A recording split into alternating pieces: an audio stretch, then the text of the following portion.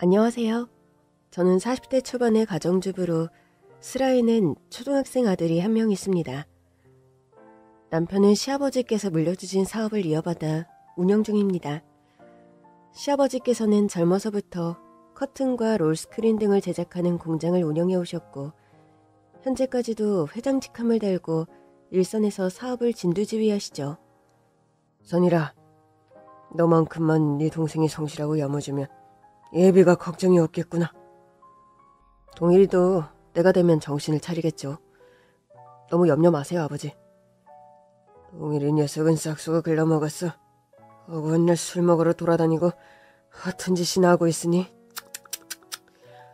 아유, 당신은 어찌 옛날부터 주구장창 그저 선일이 칭찬은 고래도 춤추게 한다는데 당신이 그렇게 장난만 싸고 도니 둘째가 밖으로 겉도는 거 아니에요. 이놈의 여편녀가 입은 비뚤어져도 말은 바로 알았어. 내 편애 때문에 동일애가 지금 그 모양이라는 거야? 여보, 내 말은 그런 게 아니라요. 어려서부터 동일을 경우 안 따지고 싸고 도니 지금 이 사태를 맞은 거 아니야?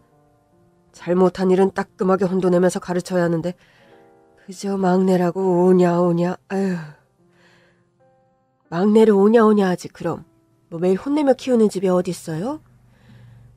끝도 안 나는 말썽 그만하지. 동일이 녀석 요즘도 룸살롱 같은 데 출입하나? 동일이가 그런데 싹 끊고 요즘은 취미도 건전하게 그저 골프 연습이나 다니고 회사를 배우려는데 왜 그리 믿게만 보세요. 지 주제에 지금 골프를 다닐 때야? 선일이처럼 새벽까지 출근해서 일 배우고 공장 돌아가는 거 살필 생각은 안 하고.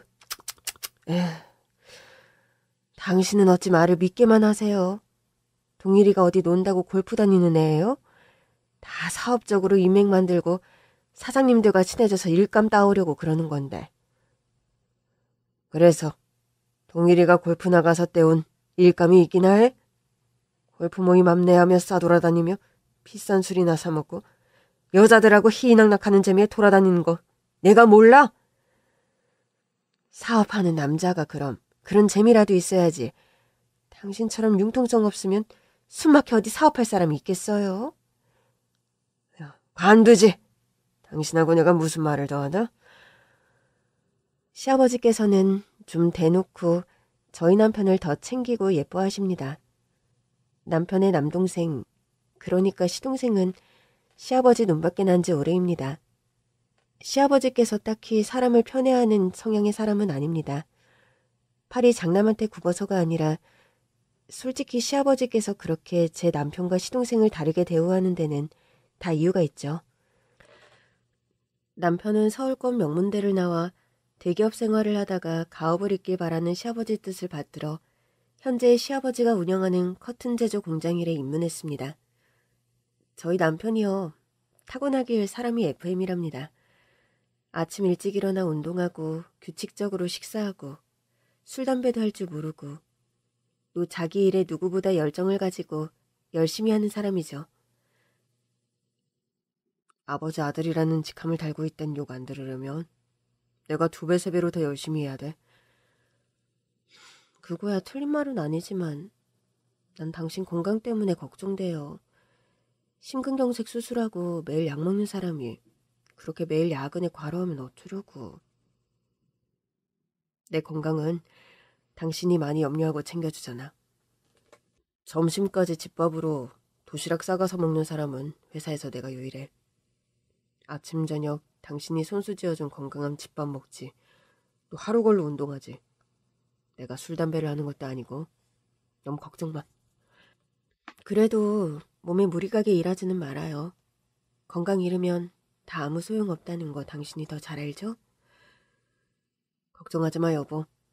사랑하는 당신하고 우리 아들 두고 내가 먼저 떠나는 일 절대 없을 테니까.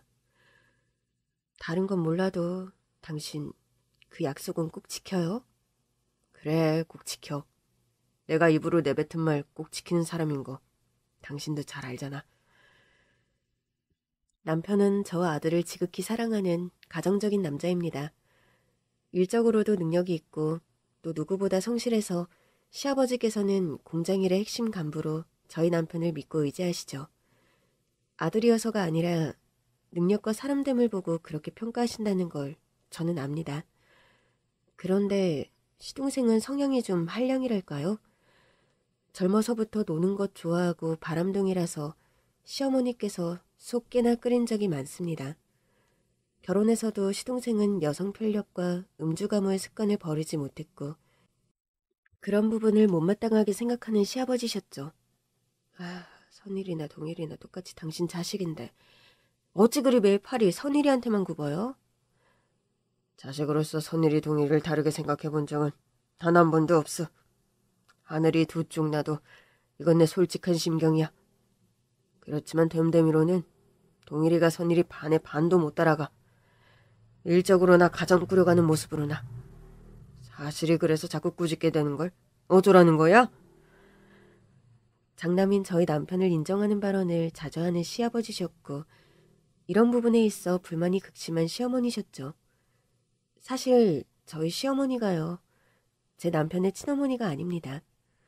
제 남편의 친어머니는 남편을 낳다가 제왕절개 도중 심정지 쇼크가 와서 명을 달리하셨다고 합니다. 남편은 불쌍하게도 태어나자마자 어머니를 잃은 셈인데 남편이 3살쯤 되어서 시아버지가 재혼한 상대가 시어머니셨던 거죠. 시어머니는 남편의 의붓 어머니이고 재혼해서 얼마 안 되어 시동생을 낳은 겁니다. 여보, 어려서 친어머니 잃고 새어머니 밑에서 당신 자라면서 힘든 점은 따로 없었어요? 글쎄, 아예 그런 게 없었다면 거짓말이겠지.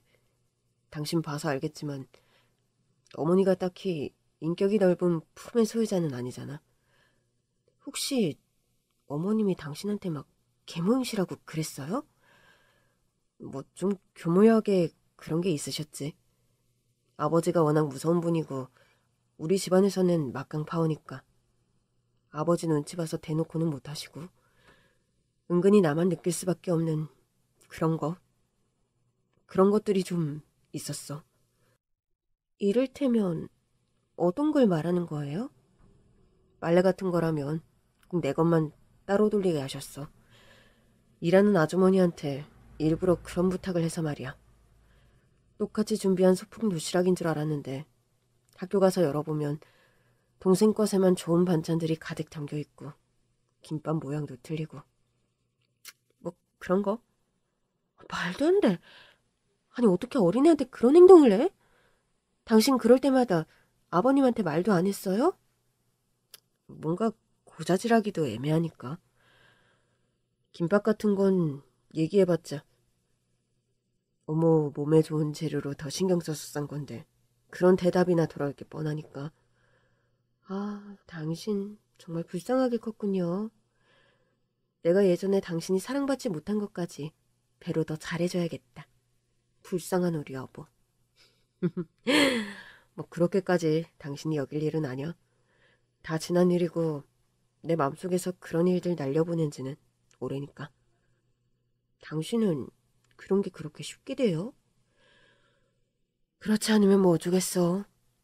어차피 엄마 돌아가시고 아버지가 새로 택한 여자이고 평생 어머니로 모시고 살아야 하는데 그런 억하심정 가져봐야 나만 힘들지. 무엇보다 아버지는 언제나 든든한 내 편이시기도 했고 남편은 머리도 좋고 심성도 반듯한 사람입니다. 과거 계모행시라는 시어머니에게 억하심정과 오기를 품을 법도 한데 그런 거 하나 없이 현명하게 마음과 자세를 정리할 줄 아는 남편이었죠. 그러던 어느 날이었어요. 건강하시던 시아버지께서 갑자기 공장 현장을 시찰하다 쓰러지는 일이 발생했습니다. 최장한 말입니다. 위치나 컨디션이 현재로서는 수술이 무척 힘든 상황이고 예후를 긍정적으로 장담하기 힘드네요. 그럼 이렇게 지켜볼 수밖에 없다는 건가요? 뭔가 다른 치료 방법은 아예 없습니까? 항암 치료를 일단 시작하셔야 하는데 연세가 있으셔서 잘 견뎌내실지 걱정이고 수술적 치료를 기대해 볼 수 있지만 원체 위험한 수술입니다. 시아버지는 암투병을 시작하셨고 하루가 다르게 눈에 띄게 수척해지셨습니다. 공장 일도 아예 접고 집에서 투병하던 시아버지께서 하루는 저희 내외를 시댁으로 부르시더군요. 아버지, 요즘 통증은 좀 어떠세요? 암 투병하는 늙은이가 안 아프면 정상이냐? 복통이 있지만 진통제 먹으면 견딜만하니 너무 걱정하지 마라. 아버님, 항암 치료할 때는 고기며 단백질 섭취도 하셔야 하고 잘 드셔야 하는데 뭐 잡수고 싶으신 거 없으세요? 몸이 안 좋으니 뭐 딱히 생각나는 음식도 없다. 그래도 생각해서라도 자꾸 이것저것 드셔야 해요. 아버님 좋아하시는 가평 토종닭집 거기 백숙이라도 좀 사다 드릴까요? 그럴 필요까지 없어. 음식이 아니 시어머니나 가정부 아주머니가 부지런히 해나르니 그네 너까지 걱정 안 해도 돼. 아버지, 오늘 특별히 저희를 부르신 이유라도 있으세요? 바쁜 너희를 오라가라 할 때는 다 이유야 있지. 실은 말이다. 내가 나이도 있고 이리 암 선고를 받다 보니 요즘 생각한 바가 많다. 해서 말인데 시아버지께서는 여러 가지 문서와 증서들을 남편에게 내미시는 겁니다. 이건 경기도 당 문서인데 근하기 앞으로 돌리려고 한다. 아버님, 왜 벌써 이런 절차를... 제발 이러시지 마세요. 요즘은 암 환자들도 완치율도 생존율도 예전과 다르게 엄청 높아요, 아버님.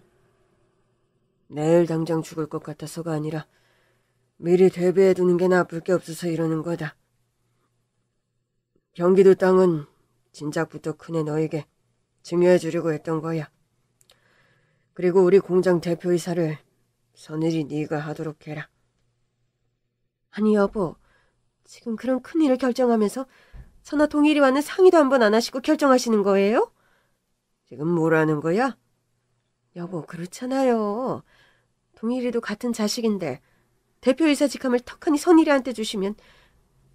동일이가 공장 사업에 관해 아는 게 뭐가 있어서? 어긋나 술 마시러 다니고 주색잡기로 바쁜 녀석한테 내가 뭘 믿고 공장을 맡기라는 거야? 여보, 그래도 동일이가 평생 그러고 다니겠어요? 자리가 사람을 만드는 건데 애초에 사업에서 내쳐버리면 동일이 정말 사람굿이 못한다고요. 그 애가 사람굿을 못하는 건 자리가 없어서가 아니라 동일이 녀석이 싹수가 노랗기 때문이야. 둘째 며느리, 당장 내 앞으로 불러. 아니지, 둘째는 왜 갑자기 호출이세요? 내가 할 말이 있어서 그러니 부르라면 불러. 평소 불같은 성미의 시아버지께서는 그날도 불호령이셨고 잠깐 친정에 가 있던 동서가 시댁으로 왔습니다. 그제 너도 섭섭하게 생각하지 말고 잘 들어라. 난 네 남편이 못 믿어 공장 일은 더 이상 맡기지 않기로 결정했다. 네, 아버님. 아니, 둘째 너는 아버님께 왜 그러냐 따지지는 못할 망정 하는 게 그게 뭐니 대체? 당신 조용히 좀 안 있을 거야? 아버님, 그러면 저희 식구는 앞으로 뭘 해먹고 삽니까?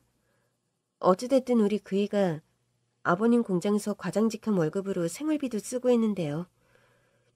그래서 말인데 펑펑 노는 동일이 녀석에게 월급만 주는 것도 더 이상 직원들 눈치 보여서 못하겠고 동일이 하던 일을 둘째 네가 배워서 해보는 게 어떻겠냐? 제가 공장 일을요? 어차피 너희 친정어머님께서 아이는 잘 케어해 주시잖니. 초등학교 들어갔으니 나리도 할머니 품에서 지내도 큰 문제 없을 거고 네가 동일이 대신 공장 나와 일해라. 그러면 원래 주던 월급을 주도록 하마. 아버님 뜻이 그러시면 그렇게 하겠습니다. 당신은 동일이한테 전해. 내일부터 당장 카드고 뭐고 다 정지니. 알아서 하라고. 여보, 갑자기 그렇게 다 경제적인 걸 막아버리면 동일이는 어찌 살라고 그러시는 거예요? 그 녀석 쓸데없이 사모은 자동차니 바이크. 명품들 처분해도 1년치 생활비는 나올 테니 당신도 그 염려는 넣어도. 아, 세상 천지 아들 내쫓고 며느리를 그 자리에 꽂는 아버지가 어디에 있어요? 어디 있긴? 당신이 보다시피 바로 여기 있지 않나? 암환자들한테는 스트레스가 극악이야. 나 오래 살리고 싶거든. 옆에서 그만 앵알거리고 애들 내보내. 나도 좀 쉬어야겠어. 남편은 시아버지 뒤를 이어 공장의 대표이사가 되었습니다.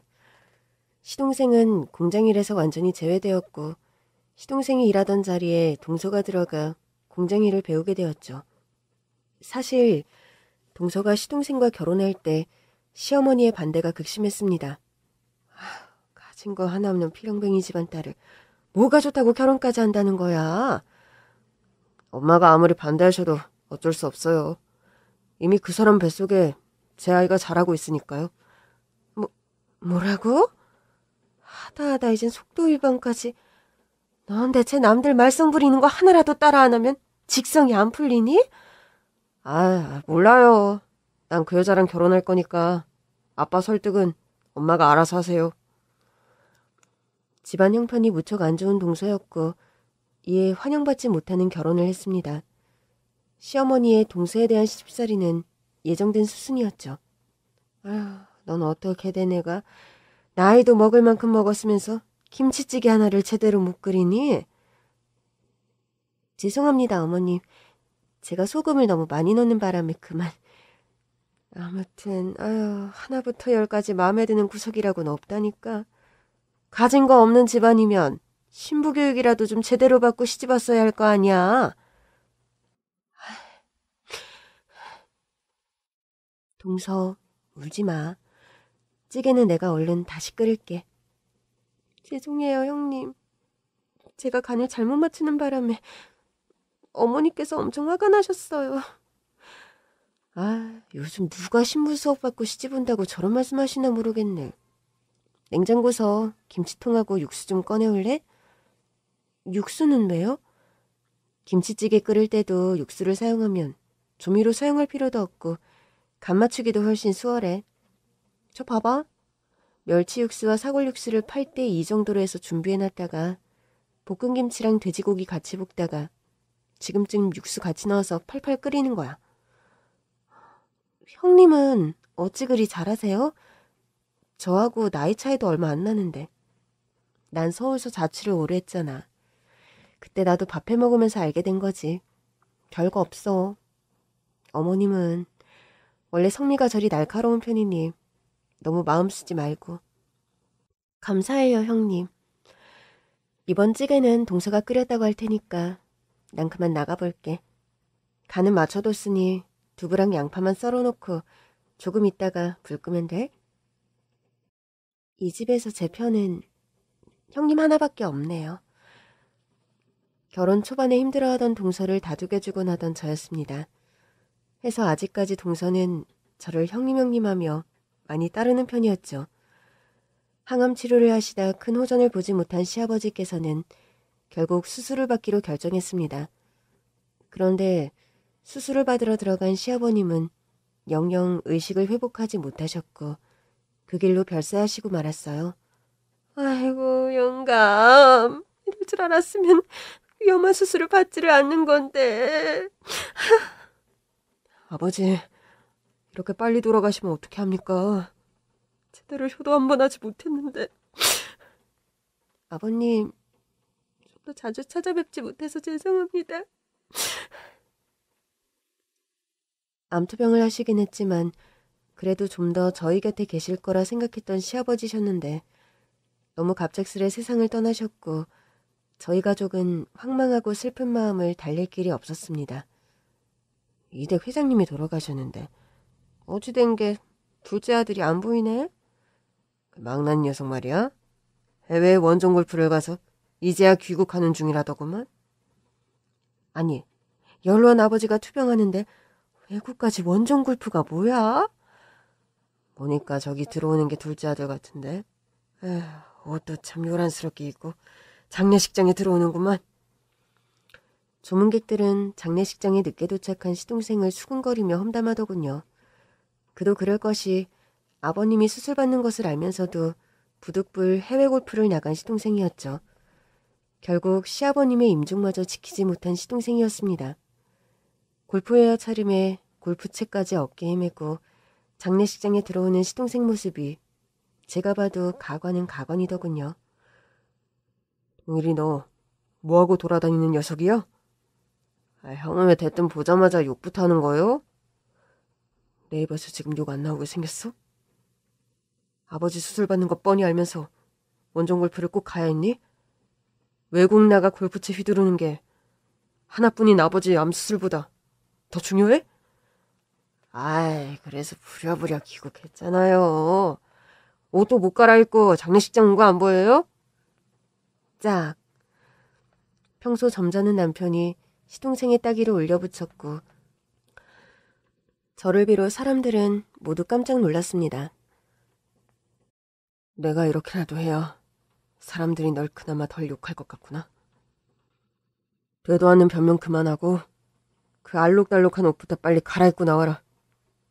아버지 가시는 길까지 소란스러운 일 만들 생각 그만하고. 시동생은 툴툴거리며 불만스러운 얼굴로 상복으로 환복하고 밖으로 나오더군요. 맞아서 싸지. 싸. 저런 것도 동생이라고. 돌아가신 회장님께서 큰아들은 잘 낳아놨는데 둘째 아들은 성정이 영 글러먹었어. 남의 장례식장 앞에서 그렇게 상주들 험담을 해야겠어요? 아니 우리는 그저 남의 아들 험담 그만들 좀 하시구랴. 댓글 그렇게 뒷말하는 거 우리 영감이 다 듣고 있으면 얼마나 속상하겠어요? 알겠어요. 저 그런데 둘째 아들이 그쪽이 낳은 아들이요? 뭘 당연한 걸 묻고 그러세요? 회장님이 제가 하신 건 알고 있는데 옛날 일이라 좀 기억이 가물거려. 확인차 물은 거니 너무 불쾌해 말아요. 남의 장례식장 와서 예의가 없어도 욕은 쓰지 정말. 진짜로 예의가 없는 건 이댁 둘째 아들 같은데요. 뭐라고요? 아니 보자니까 정말. 어머님 고정하세요. 그리고 두 분도 그런 말씀을 면전에 대고 하시는 건 경우가 아니죠. 어머니 그만 실랑이 하시고 저쪽으로 가세요. 식사라도 좀 하셔야 조문객들 맞으시죠. 얼른요. 싸움이 붙을 것 같은 상황이었고 저는 당장 상황을 수습하고자 시어머니를 모시고 식당으로 대피했습니다. 우여곡절 끝에 겨우 시아버지 장례식을 치르고 일상으로 돌아간 어느 날이었습니다. 요즘 따라 왜 이렇게 가슴 통증이 심한지 모르겠네. 뭐라고요? 당신 심근경색 다시 악화된 거 아니에요? 그때 수술받고 약만 잘 먹으면 된다고 했는데 뭐. 그래도 건강은 자신하면 안 돼요. 그러다 우리가 모르는 다른 이상이 생겼으면 어쩌려고. 당신 당장 내일 병원부터 가요. 당신이 이렇게 나올 줄 알고 내가 아무 말 안 하려고 했어. 그럼 안 되죠. 몸에 이상이 있음 나한테 제일 먼저 얘기하기로 한 거 잊어먹었어요? 당신 아버님 돌아가시고 상심도 컸고 요즘 혼자서 공장일 운영하느라 스트레스도 심하고. 알았어 여보. 당신 걱정 안 하길. 우리 내일 병원부터 가자. 응? 알았어요. 저녁은요?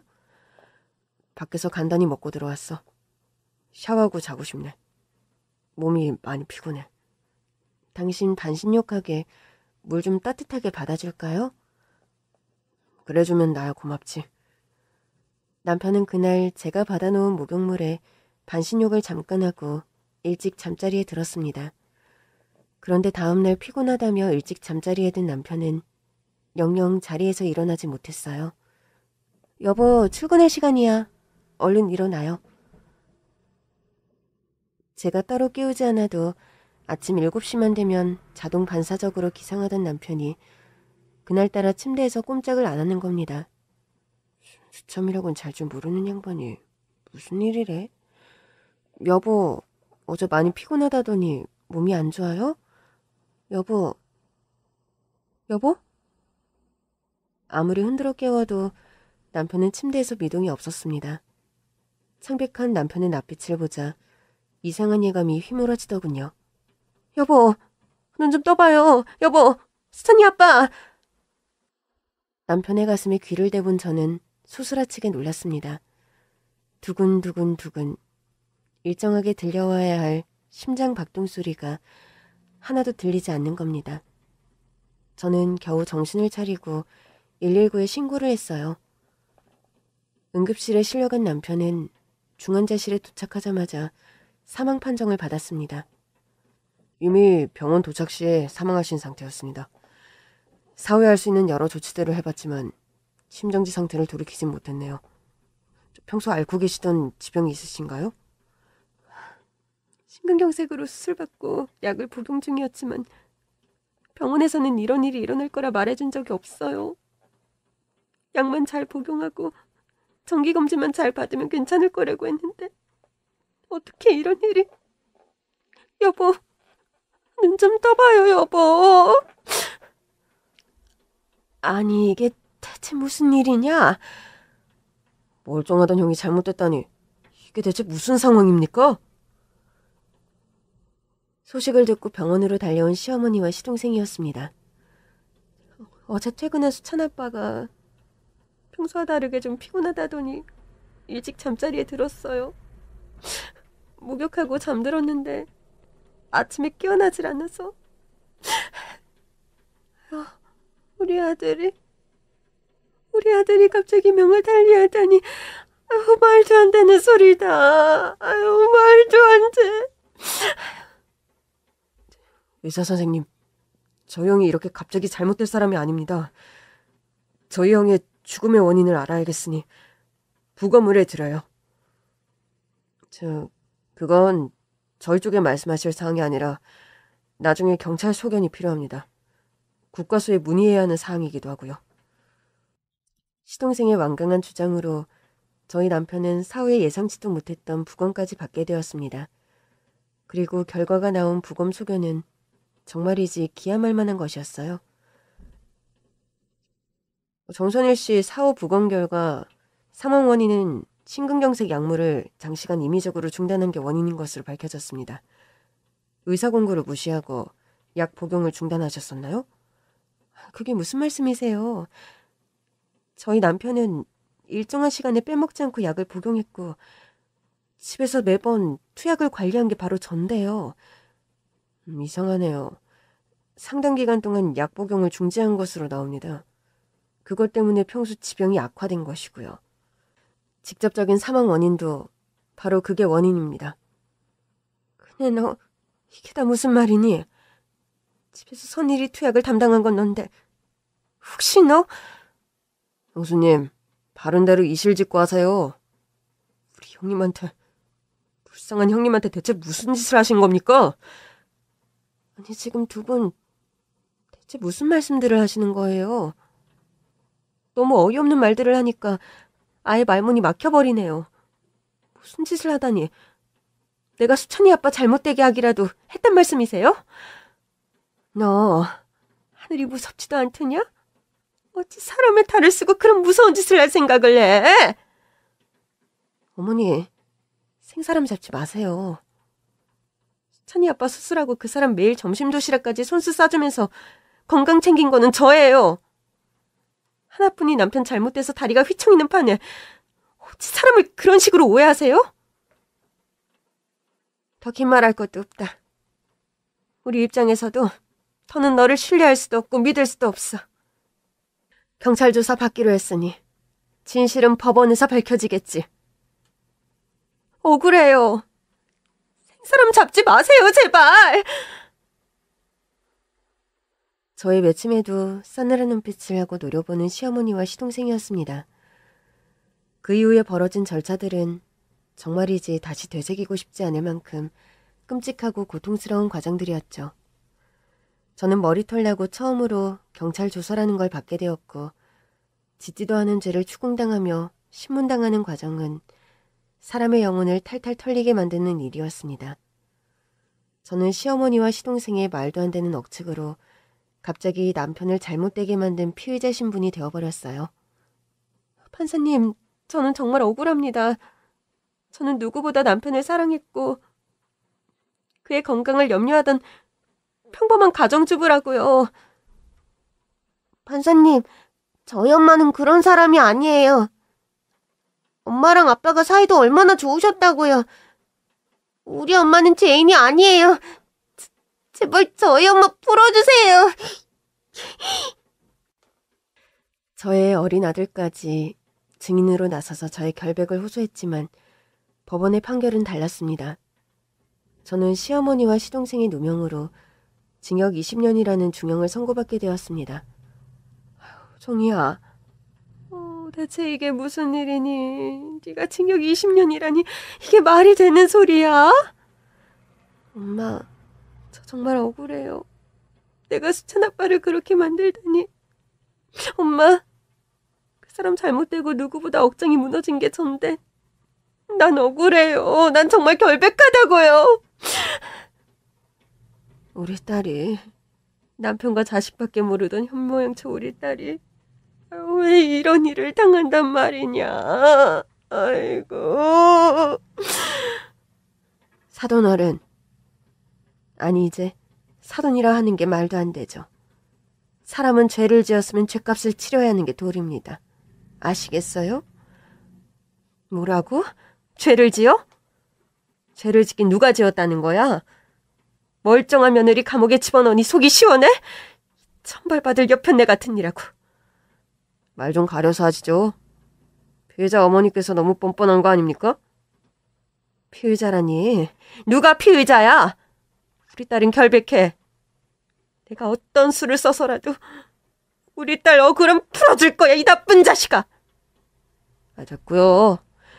흥분 가라앉히시고 영치금이나 두둑하게 준비해 놓으시죠. 요즘은 감옥 써도 돈 없으면 생활이 영 팍팍하다네요. 네 시커먼 흑심을 모를 것 같니? 그런 식으로 공장 삼키려는 심보를 모를 것 같아? 하늘이 무섭지도 않아? 그런 일을 꾸며서? 소설 좀 그만 쓰세요, 어르신. 고혈압 있으시다면서. 그리 흥분하는 거 건강에 안 좋습니다. 아유, 저 악마 같은 것들을. 아휴, 남의 귀한 자식에게 말을 너무 험하게 하시네. 얘 큰애야.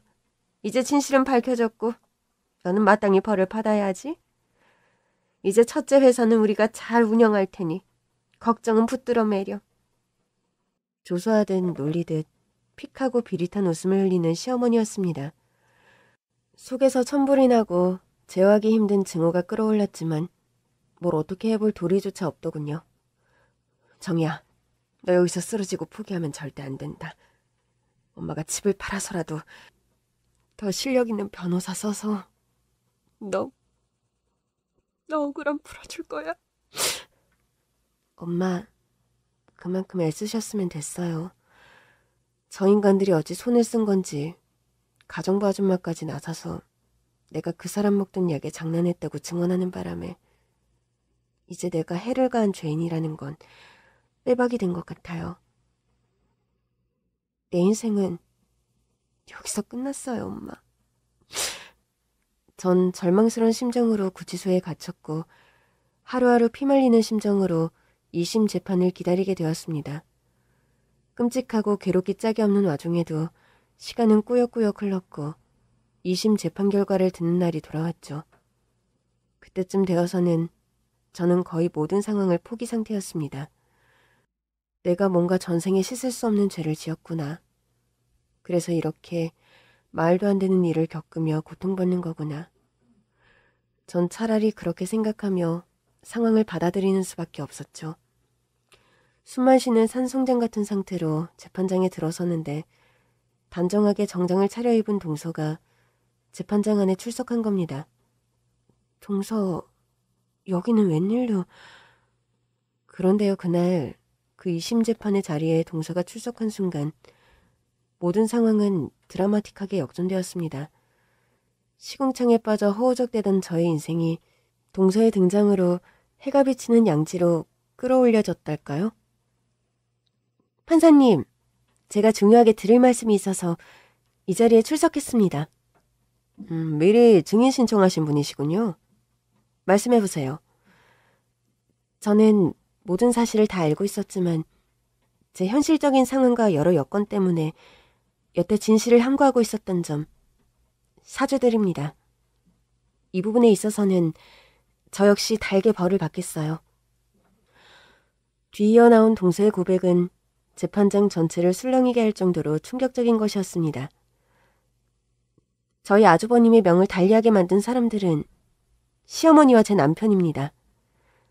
죄를 뒤집어 쓰고 가해자로 몰린 저희 형님은 억울한 누명을 쓴 거예요. 이제까지의 사건 정황을 뒤집는 증언인데 증인은 본인의 말에 모든 책임을 질 수 있습니까? 얼마든지요. 전 집이 가난하고 아픈 노모 밑에 아직 미성년자인 어린 동생만 2명입니다. 그 애들을 뒷바라지하는데 시어머니와 남편의 도움을 받을 수밖에 없었기에 전 어쩔 수 없이 여태까지 진실을 함구할 수밖에 없었습니다. 증인도 시아버지가 운영하던 회사에서 일을 하지 않았나요? 공장에서 일하는 월급을 받긴 했지만 그 돈은 모두 남편이 가져갔어요. 본인 자리 빼앗아서 제가 들어가 일한다며 억하심정 가지고 매일 히스테리를 부려서 전 그걸 묵인했고요. 시어머니와 증인의 남편이 어떤 식의 모의를 했는지 구체적으로 말하세요. 시아버지 사후 공장 경영의 정권이 큰아주버님께 돌아가자 시어머니와 제 남편은 이에 아주 큰 불만을 품었습니다. 해서 큰아주버님만 없으면 공장도 재산도 모두 자기네 것일 텐데 걸리적거리는 큰돌이 큰아주버님이라고 평소에도 제가 듣는 앞에서 그런 말을 많이 했어요. 아니, 이처럼 배은망덕한 것을 봤나? 동생들 학교 못 다닌다고? 학비며 생활비며 시댁에서 타갈 땐 언제고 시미와 남편을 사지로 몰아? 정숙하세요.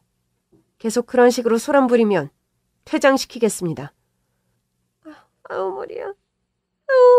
아우 심장이야. 시어머니와 남편의 모의 정황은 제가 들고 온 녹음 파일에 모두 들어있습니다. 형님이 아주버님 먹는 약을 불어 잘못 조제했다는 증언을 한 가정부는 시어머니의 사주를 받고 거짓 증언을 한 것입니다. 그렇게 말하면서 시어머니로부터 가정부에게 거액의 현금이 흘러들어간 증거까지 제시하는 동서였어요. 동서가 가지고 온 녹음 파일에는 시어머니와 시동생이 저를 음해하고 누명을 씌우기 위해 모의한 정황이 고스란히 들어있었습니다.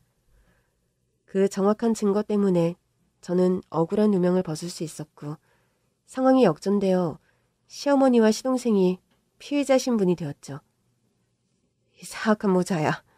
이런 게 바로 사필 규정이라는 거야. 법 없이도 살 우리 딸을 감히 그런 식으로 누명을 씌워?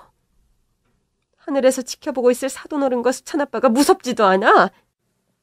이 청벌받을 것들! 엄마, 이제 그만하세요. 동서 덕분에 저는 억울한 누명 벗었고 저런 사람들 우리가 더 상대할 가치조차 없어요. 아이고 아드님 감사합니다. 우리 딸이 하마터면 평생을 감옥에 갇힐 뻔하지 않았니? 엄마, 전 엄마가 결백할 거라는 걸 알았어요. 당연하지. 엄마는 결백했었잖아. 저는 무엇보다 무사히 어린 아들 품으로 돌아올 수 있었다는 게 천만다행으로 느껴지더군요. 다른 것도 아니고 제가 그런 죄목으로 감옥에 갇힌다면 어린 아들이 감당해야 할 현실적인 무기라는 게 끔찍했을 겁니다. 구치소에 갇힌 동안 제가 제일 걱정이 되었던 부분도 바로 그것이었죠. 동서의 증언으로 저는 가까스로 억울한 누명을 벗고 가족 품으로 돌아왔습니다. 재판이 진행되어 최종적으로 시동생과 시어머니가 제가 받았던 죗값을 역으로 치르게 되었죠. 그렇게 상황이 정리되다 보니 공장 운영에 차질이 생겼습니다.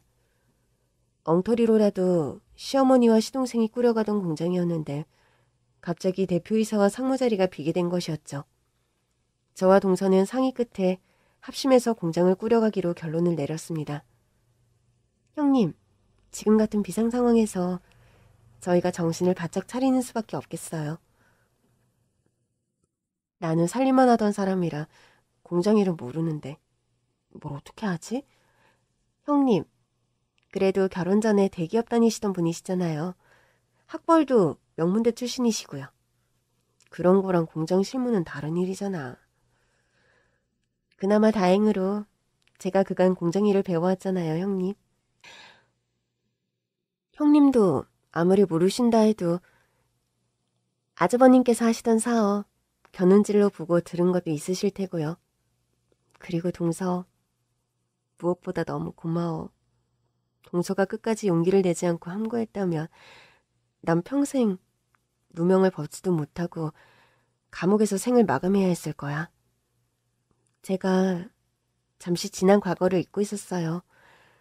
절 아무도 인간 취급 안 하는 시댁에서 절 유일하게 존중해주고 애정을 주신 분이 형님이었는데, 그런 형님이 위급한 상황에 빠졌는데 그걸 나 몰라라. 처음부터 상황을 바로잡지 못해서 정말 죄송했어요, 형님. 아니야. 동서 같은 상황이었더라면 나 역시 고민됐을 거야. 동서 입장에선 남편이고 아이 아빠인데. 전 동서에게 고마운 마음이 드는 게 사실이었습니다. 동서의 결단과 양심 고백으로 전 인생을 구원받은 셈이었으니까요. 일단 발등에 떨어진 불처럼 운영진이 공백을 띠게 된 공장일이 문제였습니다. 이사회 회의를 열고 여러 고민 끝에 저와 동서가 대표이사와 상무를 맡고 비상경영체제로 공장 가동을 시작했죠.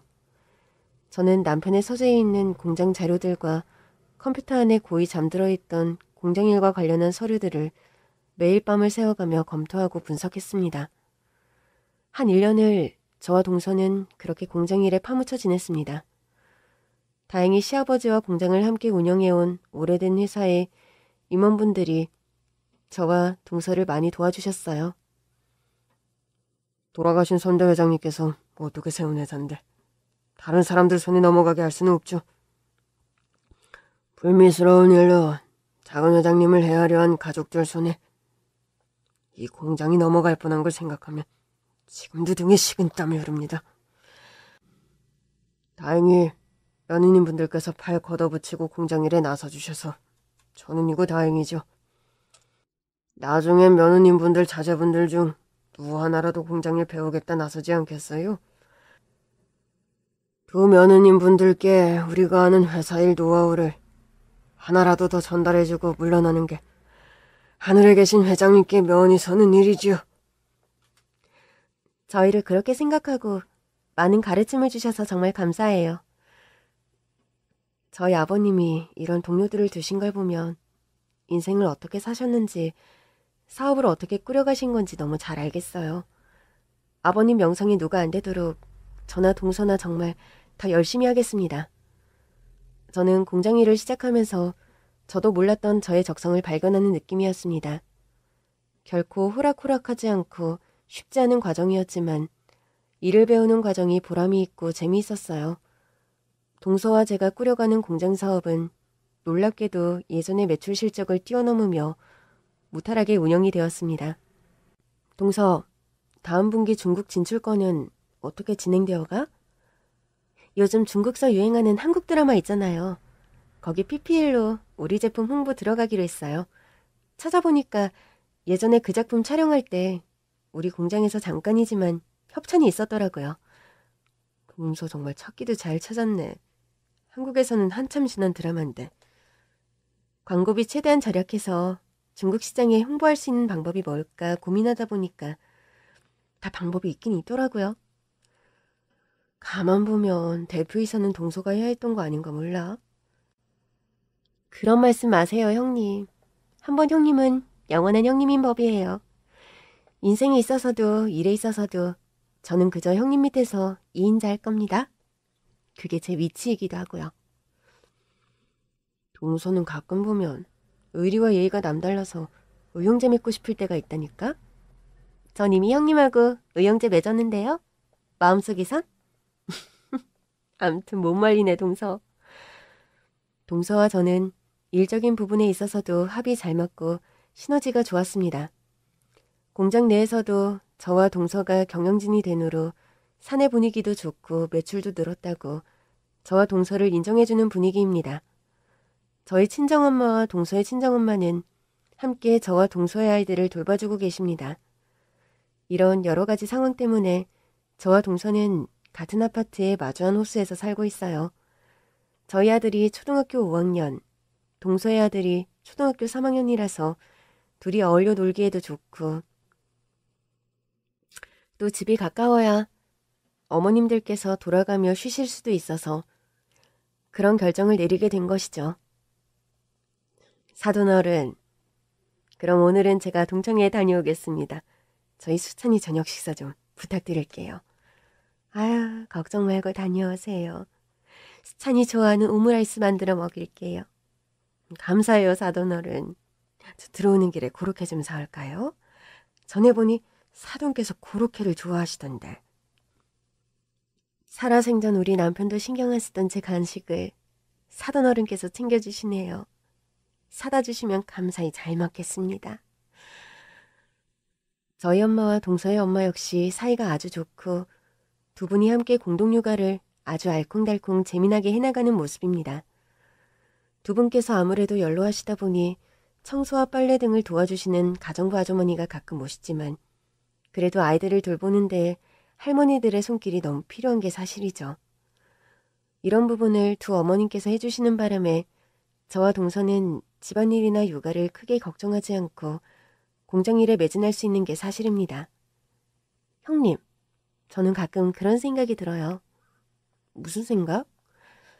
돌아가신 아버님께서 지금 저와 형님이 공장 꾸려가는 거 보면 어떤 말씀하실까? 그런 생각이요. 글쎄, 살아생전 원체 대쪽 같고 호랑이 같은 분이셨으니까 우리 수찬이 아빠랑 아마 같은 곳에서 나와 동서하는 양을 매일 지켜보실 것 같기도 하고 말이야.